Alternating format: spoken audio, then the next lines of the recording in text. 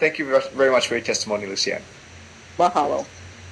All right, members, before we announce our next testifiers, just as an FYI, I appreciate you committing till 12 o'clock, at least till 12 o'clock today for this off-week meeting. Your committee chair has to leave at 12, and if the meeting goes beyond 12, I've asked my wonderful vice chair, Ms. Ross Fernandez, to facilitate. So basically, if you could keep your questions to a minimum, otherwise you could be looking at a longer day. We do have testimonies, more testifiers to go, and of course 3 charter amendments for discussion, as well as a proposed bill. So just an FYI, we kind of keep things tight time-wise, so we can hopefully complete our agenda and not have to extend your day any further. All right, with that said, Ms. Sutherland, please announce our next testifiers. Chair, the next testifier we have listed is Mary Ann Pahukoa, to be followed by Aram Armstrong. Hello, Ms. Pahukoa. Aloha, good morning. I'm just going to dive right into it. Thank you to all the previous testifiers and such great information and credible, sources in our community and just people, just great people. Speaking on behalf of myself and my ohana, like I mentioned in Shane's committee last week, we support the purpose of this resolution to establish East Maui Community Water Authority. We've already created a smaller hui within East Maui to play as kind of the kuaina sovereign, middleman, because that's what this county and this administration is missing. So when we talk about, I'm not going to preach. We already know the POHO and AMB are just pure imperialistic corporations who seek one thing, a return. They don't choose to work with our county. They don't choose to listen or even respond to our community members or nonprofits or, just groups of all kinds, corporate and non. They don't sit at the table with our communities. There's no authority over them.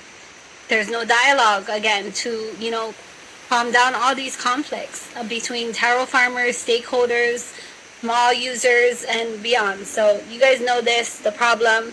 I'm just going to remind you that this is the nation's largest privately built and operated water system. 75 miles of ditches, tunnels, 165 million gallons of water per day, but it can grab 435 million of gallons of water per day. The only way to really tour this system, and you can't even get it all, is by helicopter right now. Going back to the state, whether the state is meeting their fiduciary responsibility to Native Hawaiians regarding their claims. To revenue sharing is granted by the state constitution that needs to be resolved. And TIG already went over everything. So I really hope you guys just really understand and comprehend the information that the TIG report, which was October, it was produced October of 2019. I think someone said September, but nonetheless, they worked many, many hours. We do have to talk about the Crown lands. So this East Maui Water Community Authority, it's going to hit a lot of issues, and it's going to bring about a lot of structures that need to be in place, for these water users. I'm going to wrap it up and say, I was practicing last night, and everyone says, not everyone, my other half said, I'm missing the spiritual part of this. There's too much data because it's such a complex system. And the spiritual part is simple. It's, as a taro farmer, when the rain comes down and the way you borrow the water. And I cry because it's life, It helps our limu grow. The estuaries are, it's one of our most heavily fought issues, but so simple to understand. When these estuaries connect, we have more limu, we have more food for our keiki. People don't even know that the opihi, they travel from districts to islands. So when our estuaries connect here in East Maui, we don't just support Maui. We support, wherever the current takes it. whether it be Molokai, whether it be Oahu. This is a heartfelt issue for me and my family. And I thank you guys for taking this milestone because my dreams are coming true. So I get emotional because this is our everything, you know. I'm going to move on. I could cry and talk all day. I'm going to move on, if I can, to the commission. I think it's really hard right now, especially in Hana, when we're talking about advisory council and then a planning commission that has no idea what's going on in, you know, places like Koali and Kipuhulu and the mountain ranges that you can't see from the road, and we don't have the personnel to go hiking and check out what these new owners are doing. I mean, I'm not even sure if this council knows, but an excavator was helicoptered in to Kipuhulu to excavate and clear land. It's known as Imperium's land, right there above or adjacent to Kipuhulu National Park, across, you know, one of the biggest land disputes, the Kaumaya Aina. And so when it comes to the planning commissions, we really need people who are within the communities to understand the scope of what's going on. There's so many new development, and I know it's a voluntary commission, but we really need advocates and people who live here, who understand, you know, what's going on in the backyards, and to bring to light all these issues and share it, you know, within the community. It's hard, you know, Central Maui people don't know what's going on, and it's not their fault. It's just on the agenda item. But when it comes to the Planning Commission, I really hope that we get to include, or maybe even create paid positions, because, you know, I hate to say paid, but it's true. We all make a living. We need to make a living, and we need to take these issues serious. So, you know, we all have issues with our planning commissions, but I commend everybody and all these experts. You know, everyone does such a good job. But I support what Lucienne said. She's one of my inspirations and a true pioneer. So we need people like her on the board, you know, experts like that, because we all can talk at the end of the day, but if you don't practice and you don't do your homework, you just don't get anywhere. It's kind of like preaching to a choir that, you know, there's no validity or substance to their position if they don't do their homework.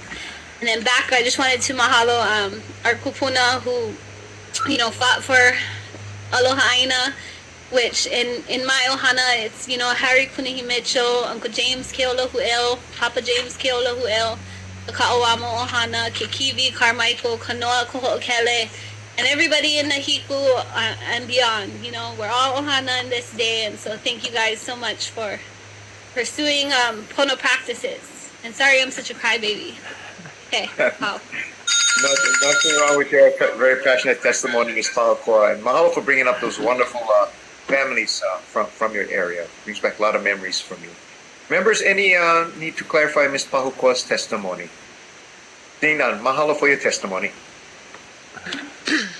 Okay, Ms. Sunderland, please continue announcing our next testifiers.